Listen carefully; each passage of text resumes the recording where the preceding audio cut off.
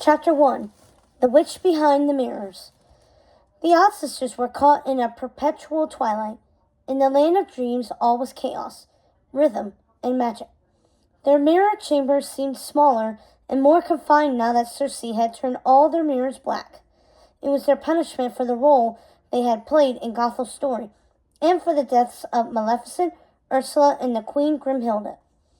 The Odd Sisters feared this time their daughter wouldn't forgive them as she had so many times in the past. They had crossed the line too many times. They had lost track of the many reasons Circe was banishing them to the darkness and withholding her love. And it broke their hearts, sending them into the fits of panic and rage. It reminded Lucinda of the promise she had made to destroy everyone Circe held dear. And the land of dreams had lost its magic for the sisters. They no longer heard the rhythm in the chaos. They could no longer break the code and use the magic there. The magic was in the many mirrors, but the mirrors were now dark to them. Circe had seen to that. The Odd Sisters were helpless, captive, and alone with their madness, taking them down a familiar path of ruin and despair. Martha and Ruby sat on the floor of the chamber, crying. They still wore their tattered, blood-stained dresses, clothes they had been wearing since they had done the blood ceremony to communicate with Maleficent when she was fighting Prince Philip. It had all seemed so long ago, but it had only just happened. They'd hardly had time to grieve their beloved dragon fairy witch before they were distracted by Gothel's antics. "Curse Gothel!" Lucinda screamed as she maniacally paced the circumference of the room. "If it hadn't been for her, Circe may have forgiven us." Martha and Ruby were still crying, not listening to Lucinda's ravings. "And what if she learns the truth? What will she think of us then?" Lucinda looked down at her sisters. The three of them had always felt like one, always the same. But for the briefest of moments, they seemed foreign to her, almost freakish and unnatural, so different and apart from her. The feeling took her by surprise. She understood in that moment how Circe must see them now. "Silence! Stop your weeping!" Lucinda needed quiet. She needed to think. She needed to find a way out of the chamber so she could get vengeance on the fairy godmother and her meddlesome sister Nanny for taking their Circe away from her. "I can't think with your endless wailing. I promise you, sisters, we will find a way to destroy everything Circe holds dear. We need to find a means to lure Maleficent back to life so she can help us in our cause. She hates the fairies as much as we do." "Lucinda, no. This is exactly why Circe is angry with us," screeched Ruby. She was looking up at Lucinda with her wide eyes. Lucinda could see the madness in them, and it frightened her. "Yes, Lucinda," Martha cried. "She will never forgive us if we kill them." "Shut up!" Lucinda abruptly stopped pacing and looked down at both of her deranged sisters. "If we take everything and everyone she loves, she will have no choice but to turn us for comfort. We will be all she has left in the world. She will need us." She felt as if she were pleading with senseless children. "That didn't work with Gothel. What makes you think it will work with Circe?" Lucinda considered Ruby's question. The fact was she wasn't sure it would work, but she felt they had no other choice before them. "We neglected Gothel. We left her alone and she went mad. We didn't realize how much of mania was within her." Lucinda looked as if she was remembering something, seeing it in her mind. She twitched her head as if trying to banish the thought. Gothel was weak. Sisters in magic or no, she is nothing to us now.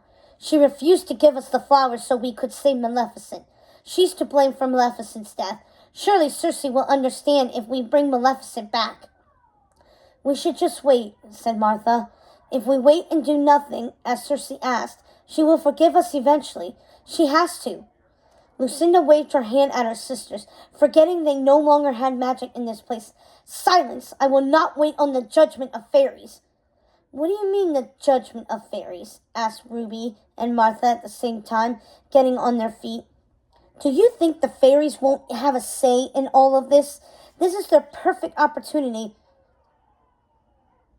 to put us on trial while we're trapped here in this place. Gods, they've been threatening to for ages, and now that Circe is their creature, we won't have her to defend us. We need to defend ourselves. We need to be ready. Ruby and Martha looked at Lucinda, tears welling up in their bug eyes.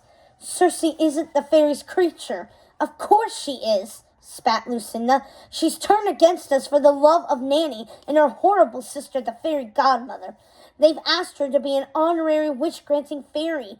Our Circe, an honorary fairy. After everything they did to Maleficent, how could Circe even conceive of the idea? She is a witch, honored by the gods and conceived of the three. There is no way I will let her be tainted by the fairies, and there is no way I will allow them to use our daughter while they sit in judgment of us. I can't believe you would be content in just waiting. Waiting? Have you lost all your senses? What has happened to you, my sisters? Ruby and Martha looked at Lucinda, sheepishly, finally answering, You happened to us. What madness is this? What have I done? You told us we must try to be better witches for Circe. Now you want to kill everyone she loves, Ruby said. Martha chimed in. You insisted we speak properly, stop meddling, and make all our decisions with Circe in mind. Ruby took over again. You said making her happy would be the only way to get her back, Lucinda, and we want her back. We want her back. Martha joined her sister's chant. We want her back. Ruby and Martha stamped their feet, spinning in circles, and ripped at their tattered, blood-stained dresses, their voices growing louder with every revolution. We want her back! We want her back! Lucinda stood twitching before her sisters. Stop this at once. I won't have these theatrics. She stood there, looking at her hysterical sisters in their ruined dresses, tattered and torn, barely clinging their thin, frail bodies. She didn't even have the power to give them something decent to wear. Even the most mundane, non-magical person in the dreamscape had the power to change their clothing.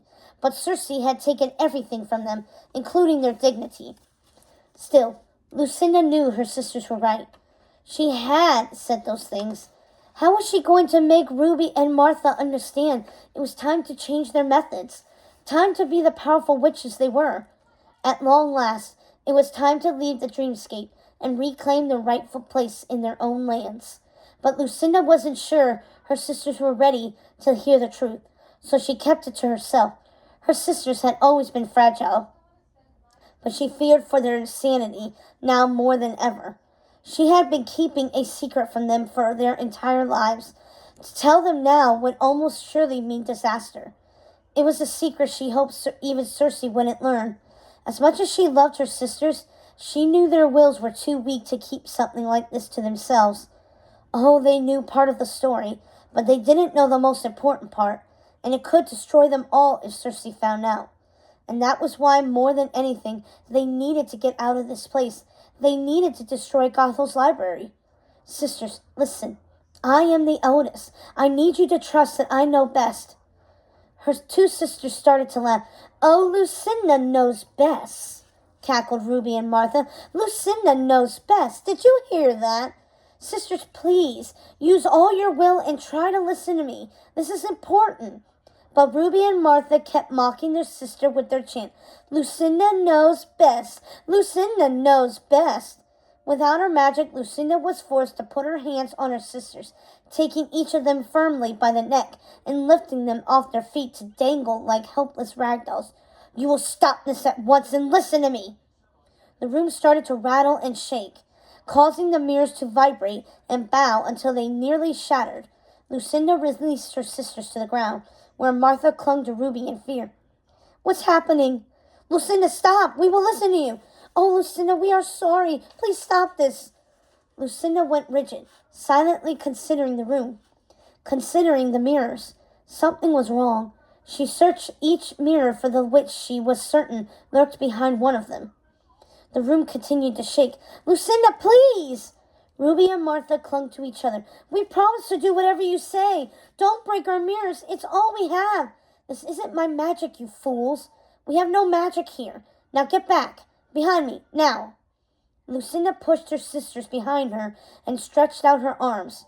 She hissed. Reveal yourself now, witch! The mirrors in the chamber trembled, filling with green flames. It's Maleficent, screamed Ruby. She's back! She's found her way out of the darkness! She's crossed the veil without our help! Oh, I knew she was strong! The flames grew so bright and hot they seemed about to jump out of the mirrors and into the room itself. Then a face appeared from the flames, reflected in every surface. It was pale, with large, beautiful dark eyes. She looked exactly as the odd sisters remembered her so many years earlier. It wasn't Maleficent. It's Grimhilda, the three sisters said at once. Hello, foul witches. Her voice echoed from every mirror in the chamber. Ruby and Martha spun in circles, trying to figure out which of the many reflections was the real Grimhilda and which were illusions. Sisters, she is there, Lucinda said, pointing at the mirror directly in front of them. The old Queen Grimhilda looked more striking than Lucinda remembered. Cold, steely, beautiful. Lucinda wondered if trapping her within the mirror like they had done to her father before her was a punishment at all. Now she was eternally young and beautiful, and somehow stronger than Lucinda remembered her. How did you get into the dreamscape? Lucinda's question made Grimhilda laugh. It's your magic, Lucinda. You cast the spell that trapped me in the world of mirrors, and yet you don't know how I am able to appear before you? Lucinda wondered if Grimhilda would work out that she was no longer bound by their spell. She suddenly felt self-conscious, standing before the queen in her tattered, blood-stained clothing. How she wished she wasn't trapped in the dreamscape, powerless with only her witless sisters. She longed to be in their own lands, where they would rule as queens. Instead, she was in the land of mirrors and madness, talking to the old Queen Grimhilda. What did the queen think of them, trapped in this place, so frightful looking? Curse Circe for taking away our powers. We're helpless without them in our mirrors. Then, as she realized something, she laughed. The mirrors! Circe, the smartest, most powerful witch of any age, forgot to enchant the dreamscape's mirrors so that Grimhilda couldn't enter. Lucinda's laugh echoed throughout the chamber. The wicked queen narrowed her eyes at Lucinda. Aren't you the least bit interested in knowing why I've come here? Or are you content to stand there and laugh until I get bored and walk away? Oh, I know exactly why you're here, witch. You're here for revenge. Ruby and Martha screamed. It's not fair. We don't have our powers. We have no means to defend ourselves. It isn't fair. It isn't fair. Grimhilda shook her head. Calm yourselves. I'm not going to hurt you. Though by rights I should. I'm here because I need your help. The sisters were silenced. Their eyes bulged with shock. They didn't know how to respond. They just stood there, twitching and sputtering. The three of them thunderstruck. Clearly, I've made a mistake coming here. You're even more insane than the last time I saw you. Grimhilda chuckled and continued. Even if I was here for revenge, I wouldn't be able to bring myself to wield my magic against you. Not as you are now, defenseless, forgotten, and addled. You're pathetic. How dare you? Grimhilda cut her off. How dare I? How dare you? You destroyed my life. You contrived to have me kill my own daughter, and now your daughter, your Circe, has taken Snow from me. My poor Snow, whose nightmares are still filled with visions of you. I should destroy you where you stand. The witch's eyes were conflicted. But I came to you for help. After everything Maleficent told me about you, I thought, well, it doesn't matter what I thought. I see I've made a mistake coming here. You are losing your minds. I dare say they are already lost. Any revenge I could take on you would be nothing compared to the torment you're suffering here, trapped without your daughter in this perpetual madness. It's exactly what you deserve. Grimhilda turned away, moving farther into the depth of the mirror, where she almost disappeared into the flickering green flames. No, Grimhilda, wait! Yes, Lucinda? The wicked queen paused and glanced back over her shoulder. What do you want of us? The queen sighed. She seemed to make a decision and turned back to the sisters. I want you to help me get Snow White back. I want a spell to bind her to me. I'm willing to do anything in exchange." Lucinda could see that Grimhilda was being honest. She sensed her desperation. She felt it almost as acutely as her own longing for Circe. "I see," said Lucinda. "And where is your daughter now?" "She is with Circe, among the fairies." "Oh, is she? Well, we have a plan for the fairies," said Lucinda, her voice calm and steady. "One that you can wield from the dreamscape?" Grimhilda asked, a hint of irony in her voice as she looked around the small room.